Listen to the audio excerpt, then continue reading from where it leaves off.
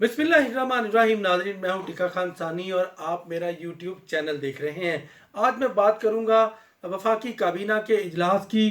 कई कहानियां बनती हैं। सबसे पहले आज अवाम के इंटरेस्ट की बात। वज़ीर आज़म इमरान खान ने पेट्रोल की किल्लत का सख्त नोटिस ले लिया और आज काबीना के इजलास में सारा एजेंडा मौखर करके चेयरमैन ओगरा को बुलाया गया। सिर्फ एक मकसद था प्राइम मिनिस्टर ऑफ पाकिस्तान का कि आके बताएं कि 20 से 21 दिन का स्टॉक जो पीछे पड़ा होता है हर कंपनी के पास, वो क्यों नहीं था, वो किसकी जिम्मेदारी थी।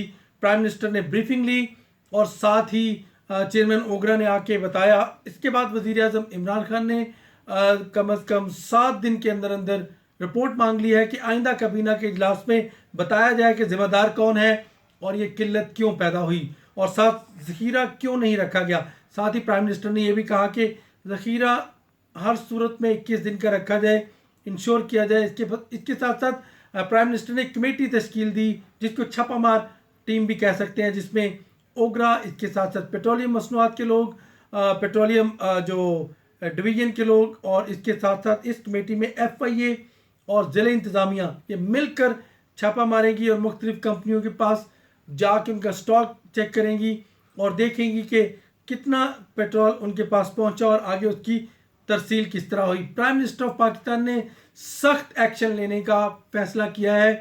अवाम के साथ प्राइम मिनिस्टर ने कहा कि जो भी इस तरह का धोखे में रखेगा, किल्लत पैदा करेगा, यकीनन आप उसकी खैर नहीं। तो कई मिनिस्टर्स ने भी सवाल किए, ख़ास तौर पे वज़ीर आज़म के मामले खसूसी नदीम बाबर से और वज़ीर तवानाई उमर अयूब से सख्त सवाल किए। शाह महमूद कुरैशी ने भी आज सवाल किए।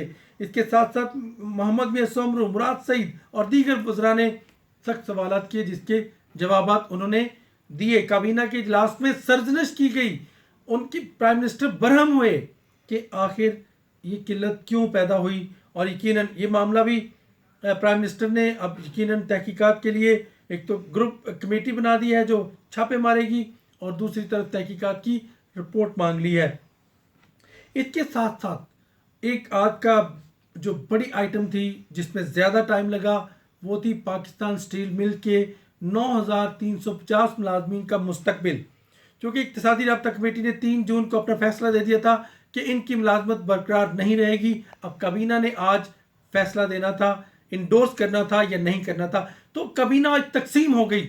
असद उमर मुलाजमीन के साथ खड़े हो गए। असद उमर ने मुखालफत की। उन्होंने कहा कि अगर इनको हम निकालेंगे तो इनका मुआशी इस्तेहसाल होगा और हुकूमत पाकिस्तान का मुआशी नुकसान होगा। क्योंकि उन्होंने ये मौक़िफ़ इख्तियार किया था जिसकी बार बार वीडियो भी चलाई गई कि वो इनके साथ खड़े हैं। तो आज उन्होंने साबित कर दिया कि वो अपने मुलाजमीन के साथ खड़े हैं। एक तरफ काबीना थी, दूसरी तरफ असद उमर और शीरी मज़ारी। तो असद उमर वो बात कर रहे थे जो उन्होंने पहले किसी वीडियो में कही थी कि इनको फारिग ना किया जाए। शीरी मज़ारी ने भी इसको सियासी नुकसान करार दिया कि अगर हम निकालेंगे तो सियासी तौर पर नुकसान होगा। और असद उमर ने भी कहा कि सियासी नुकसान होगा। लेकिन दूसरी तरफ काबीना के दीगर अरकान कौन कौन इसके हक़ में था, कौन मुखालफत। 2 लोग तो असद उमर और शीरी मज़ारी मुखालफत कर रहे थे इस फैसले की, लेकिन डॉक्टर अब्दुल हफीज़ शेख मशीर ख़जाना उन्होंने अपने फैसले का दिफा किया। इसके साथ साथ हमाद अज़हर वफाकी वज़ीर इंडस्ट्रीज़, उन्होंने गोल्डन हैंडशेक का प्रपोज़ल दी और कहा कि इससे फ़ायदा होगा। अब्दुल रज़ाक दाऊद उन्होंने भी मुलाजमीन को बरतरफ करने के हक़ में अपनी राय दी। इसके साथ साथ मलिक अमीन असलम उन्होंने भी गोल्डन हैंडशेक देने का मुतालबा किया। और दर्जन भर जो वज़रा हैं, ये ऐसे फैसला नहीं हुआ, पूरी बहस हुई, गर्मा गर्म बहस हुई जिसमें यकीनन वज़ीर आज़म को फिर अक्सरियत का साथ देना पड़ा। लेकिन prime minister of Pakistan confident थे कि हम उनको 23 लाख रुपया दे रहे हैं हर मुलाजिम को और 20 अरब रुपया इसकी मद में मुख्तस किया जा रहा है, एलोकेशन की जा रही है। जिसको फारिग किया जाएगा 23 लाख मिलेंगे। लेकिन प्राइम मिनिस्टर इस पे मुतमईन क्यों थे? एक तो रिफॉर्म ला रहे हैं पाकिस्तान, इस पे प्राइम मिनिस्टर कंप्रोमाइज़ नहीं कर सकते। रिफॉर्म्स के हक़ में है, इमरान खान पाकिस्तान के हक़ में है। साथ उनको ये मुतमईन थे वो कि अगर दूसरी कंपनी आके, कोई भी मुल्क या कोई कंपनी आके स्टील मिल को चलाती है तो इन्हीं में से बेशतर लोग जो कॉम्पिटेंट होंगे, लोग उनको दोबारा मुलाजमत मिलेगी तो उनको दोहरा फ़ायदा होगा। ये कहना था प्राइम मिनिस्टर का। 5 साल से बंद जो स्टील मिल है उसको कैसे गवर्नमेंट जो है वो कंटिन्यू करे। यकीनन फैसले तो फिर सख्त करने पड़ते हैं, या फिर अवाम का टैक्स लेके उन 9,350 लोगों को देते जाएं 35 करोड़ महीने का, और यहाँ लोग भूख से मरते रहें और हेल्थ से ये बातें अंदर अंदर हुई हैं। यकीनन आज इस पे भी प्राइम मिनिस्टर ने अक्सरियत की राय में फैसला दिया। इसके साथ साथ चीनी बहरान पर आज बाकायदा खुलकर आज बताया गया कि प्राइम मिनिस्टर ने जो इम्प्लीमेंटेशन के हवाले से कह दिया है, यकीनन अब 7 उसके मुख्तलिफ फेजेज़ होंगे। चीनी की कीमतें ख़ास तौर पे जो बढ़ी हैं, हमाद अज़हर की सरबराही में कमेटी बन गई है जो तहकीकात करेगी, और अब फिर एहतसाब का अमल शुरू होगा। साथ ही चीनी की कीमतों में इजाफा, प्राइम मिनिस्टर ने कहा कि पाकिस्तान के खिलाफ जंग है और ये लोग माफ़ नहीं होंगे, इनके खिलाफ सख्त एक्शन होगा।